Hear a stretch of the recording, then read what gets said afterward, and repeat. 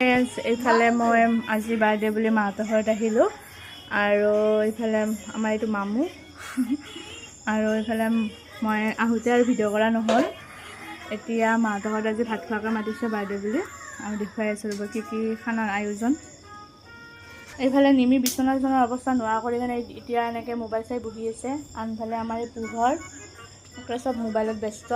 এইফালে মামীক যোগাৰ কৰি দি আছে। এইফালে আমাৰ বাই আঞ্জা কাটি আছে, ভাতকেৰেলা ভাজিব। এই আমাৰ গছৰ ভাতকেৰেলা দেই।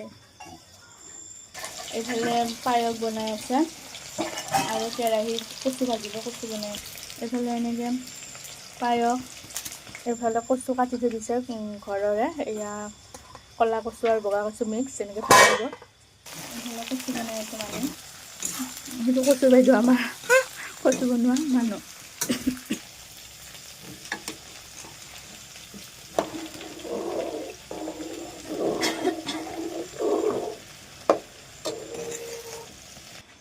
আপোনাৰ ছোৱালী অহাৰ কাৰণে আপুনি পুৰা কামত ব্যস্ত নেকি বাইদেউ? হয় হয় দিয়ক, এইবিলাক আহি পেলাই মোৰ আপত বাঢ়ায়।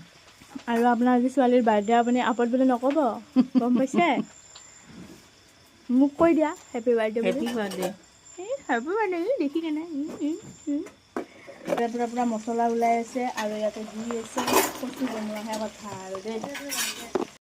পনীৰৰ কাৰণে ইয়াতে কাজু, পিঁয়াজ, তাৰপিছত আদা নহৰু, তাৰপিছত বিলাহী এনেকৈ ধুনীয়াকৈ ভাজি আছোঁ। মানে মামী ভাজি আছে আৰু এই ধোৱা হৈ আছে দেখিছেনে? পিলিতুৰি নাথাকে, কান্দি আছে। পনীৰৰ চব্জি হ'ব আৰু এয়া ধোৱাৰ কাৰণে ভালকৈ দেখাই নাপায় ৰ'বা। পনীৰৰ চব্জি আমাৰ ৰেডি।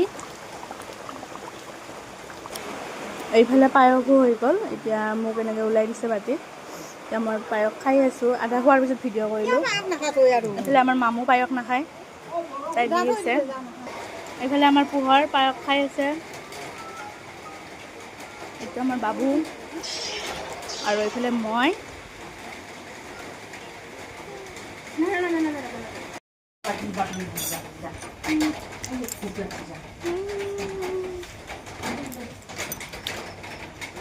পায়সখিনি বহুত টেষ্টি হৈছে দেই। পায়সখিনি মই বনাইছোঁ।